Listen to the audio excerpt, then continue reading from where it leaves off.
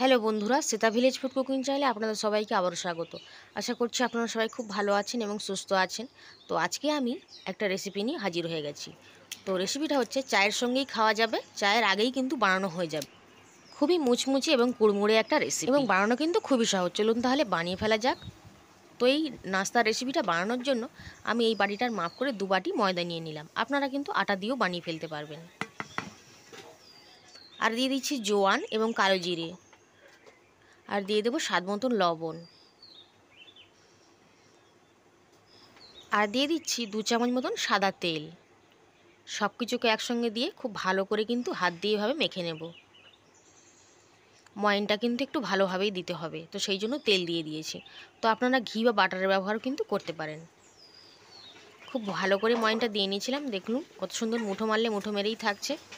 ময়দাটা ময়ান দেওয়া হয়ে গেছে। এবার অল্প অল্প করে জল দিয়ে আমি ময়দাটা মেখে নিচ্ছি।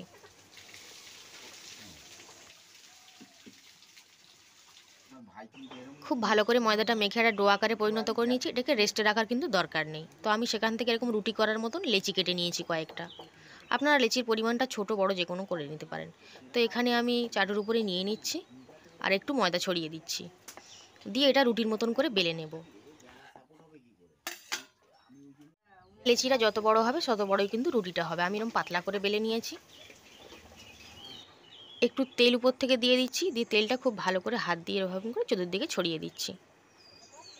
আর একটু ময়দা উপর থেকে অল্প করে ছড়িয়ে দেব। এভাবে ময়দাটা দিয়ে উপর থেকে এরকম করে সুন্দর করে ছড়িয়ে দিলাম। এবার একটা সাইড থেকে ধরে নিচ্ছি, নিয়ে এরকমভাবে সাইড থেকে এরকমভাবে গুলিয়ে নিয়ে চলে আসছি। এটা আলগা হাতে করলে চলবে না, হাতটা একটু টান টান করে করতে হবে। এবার খুব ভালো করে বেলে একটা লম্বা মতন শেপ দিয়ে নিচ্ছি। মানে ভিতরে যদি কোনোভাবে হাওয়া থাকে, চতুর্দিকটা সমান করে নিয়েছি। নিয়ে একটা ছুরি নিয়ে নিয়েছি, নিয়ে কেটে নিচ্ছি। ছোট ছোট করে পিস করে কেটে নেব। বেশি বড় পিস কিন্তু করবো না, একদম ছোট্ট ছোট্ট শেপ।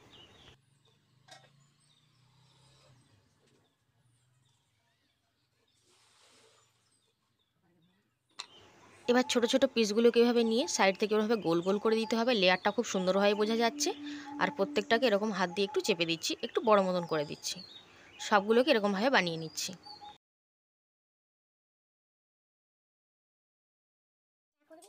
এবার একটু ময়দা ছড়িয়ে দিয়েছি, দিয়ে এগুলোকে বেলে নিচ্ছি। এগুলো বেশি বড় লুচির মতন করে বলবার দরকার নেই, এরকম মিডিয়াম সাইজের, মানে একদম ছোট এরকমভাবে কিন্তু বেলতে হবে। আর এগুলো বেলবার সময় কিন্তু ফেটেও যাবে না, কোনো অসুবিধাও নেই, তাড়াতাড়ি বেলে নেওয়া যাবে। তো সবগুলোকে এরকমভাবে আমি বেলে নিচ্ছি। এই নাস্তাগুলো কিন্তু বন্ধুরা চায়ের সঙ্গে সন্ধেবেলা খেতে ভালো লাগে, টক দই দিয়েও খেতে ভালো লাগবে, বা চাটনির সঙ্গেও খেতে ভালো লাগে। খুবই মুচমুচে হয় আর খেতে কিন্তু বেশ সুন্দর লাগে। ছোট থেকে বড় সবাই খুব পছন্দ করবে। আপনারা বাড়িতে বানিয়ে কিন্তু দেখতে পারেন। আশা করি আপনাদেরও কিন্তু বেশ ভালো লাগবে। সবগুলোকে এরকম আমি অনেকটাইগুলো বেলে নিয়েছি, আর এরকম লেচি কেটে রেখে দিয়েছি। এখন সবগুলো বেলে নেব, তারপর ভাজতে চলে যাব। এখন গ্যাসের ওভেনে একটা কড়াই বসিয়ে দিচ্ছি। তেলটাও গরম হয়ে গেছে, আর পরপর এইগুলোকে ছেড়ে দিচ্ছি। বেশি দেওয়ার প্রয়োজন নেই, 7-8টা পিস মতন দিয়ে দেব। আর গ্যাসের ফ্লেমটা কিন্তু মিডিয়াম রেখেই কিন্তু ভেজে নিতে হবে, তা নাহলে কিন্তু তাড়াতাড়ি লাল হয়ে যাবে। তবে এগুলো ভাজবার জন্য বেশি সময়ের কিন্তু প্রয়োজন পড়বে না।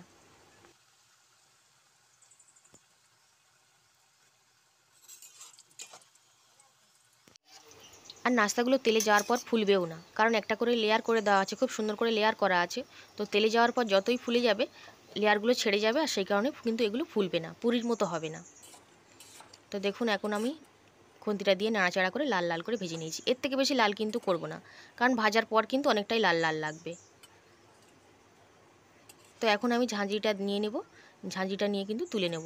যেগুলো বেশি লাল হয়ে গেছে সেগুলোকে আগে তুলে নিচ্ছি, বাকিগুলোকেও তুলে নেব ঝাঁঝরি দিয়ে। এইভাবে আমি সবগুলোকে ভেজে তুলে নিচ্ছি। সবগুলো ভাজা হয়ে গেছিলো। একটা থালাতে আমি ঢেলে দিচ্ছি। কতটা মুচমুচে হয়েছে দেখুন। নাস্তাগুলো বানানো কিন্তু খুবই সহজ, যে কেউ চাইলেই বানিয়ে নিতে পারবেন। আর ছোটরা তো বেশ পছন্দ করবে, বড়রাও খুবই পছন্দ করবে। আর এগুলো একবার বানিয়ে কিন্তু 1 সপ্তাহ বা 2 সপ্তাহ রেখেও খাওয়া যাবে। একটা এয়ারটাইট কন্টেনারে কিন্তু রেখে দিলেই ভালো হবে। কতটা মুচমুচে হয়েছে দেখুন, একটা ভেঙে দেখিয়ে দিলাম। আজকে নাস্তার রেসিপিটা আশা করছি আপনাদের বেশ ভালোই লেগেছে। আর যদি ভালো লেগে থাকে অবশ্যই কিন্তু লাইক করবেন এবং শেয়ার করবেন এবং সাবস্ক্রাইব করে পাশে থাকবেন। নাস্তার রেসিপিটা শেষ পর্যন্ত দেখার জন্য আপনাদের সকলকে অসংখ্য ধন্যবাদ। আবার হাজির হয়ে যাব অন্য কোনো রেসিপিতে। ততক্ষণ আপনারা সবাই খুব ভালো থাকবেন এবং সুস্থ থাকবেন। আজ তাহলে এই পর্যন্তই। আজ তাহলে আসলাম।